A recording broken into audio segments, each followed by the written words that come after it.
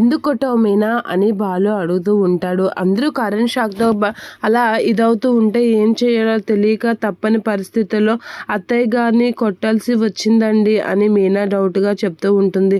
అలా భయంగా చెప్పేసరికి అయినా చెయ్యి మీద ఎందుకు కొట్టావు మీనా, వచ్చిన ఛాన్స్ని ఎందుకు మిస్ చేసుకున్నావు, తల మీద కొడితే ఏకంగా కరెంటే పోయింది కదా అని చెప్పేసి అనేసరికి, రే ఏం మాట్లాడుతున్నావురా, తల మీద కొడితే నేను చచ్చూరుకునేదాన్ని అని అనేసరికి, బతుకుంటే ఏం ప్రయోజనం అని చెప్పేసి మనసులో అనుకుంటూ ఉంటాడు.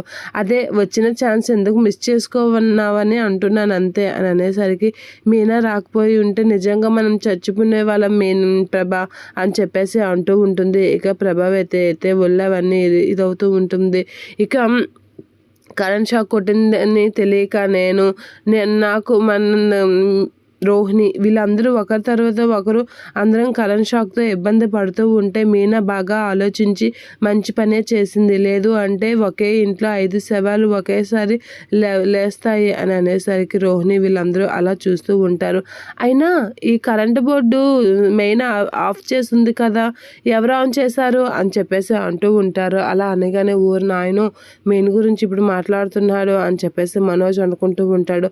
ఖచ్చితంగా ఈ టాపిక్ నా మీదకి వచ్చేలోపు ఇక్కడి నుంచి వెళ్ళిపోవాలి అని మనోజ్ అక్కడి నుంచి నెమ్మదిగా జారుకుంటూ ఉంటాడు. అలా మనోజ్ నెమ్మదిగా జారుకునేసరికి, ఒరే ఒక్కసారి ఆగరా అని చెప్పేసి అంటూ ఉంటాడు బాలు. వీళ్ళందరూ నిజం చెప్పు, మెయిన్ ఆన్ చేసింది నువ్వే కదా అని బాలు అడిగేసరికి, అది అని నాన్చుతూ ఉంటాడు. అదే కరెంట్ బాగా అయిపోయిందని చెప్పేసి నేను ఆన్ చేస్తాను అంతే, బాగా అవ్వలేదని నాకేం తెలుసు అని మనోజ్ అనేస్తూ ఉంటాడు.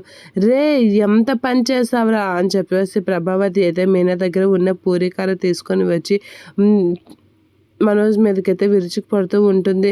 నిన్ను అని చెప్పేసి అందరూ బాధతూ ఉంటారు. అందరూ బాధేసి మనోజ్ పైన అయితే చిరాకు పడుతూ ఉంటారు. ఇక మనోజ్ని అందరూ కొడుతూ ఉంటారు.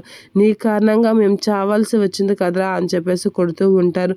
అది కాదమ్మా నాకు తెలియదమ్మా అని చెప్పేసి అనేసరికి, గాడిదలా ఉన్నావు ఇంకా నీకేం తెలియదురా అని చెప్పేసి అంటూ తిడుతూ ఉంటుంది. అలా తిట్టగానే ప్రభావతి అయితే అలా చూస్తూ ఉంటుంది.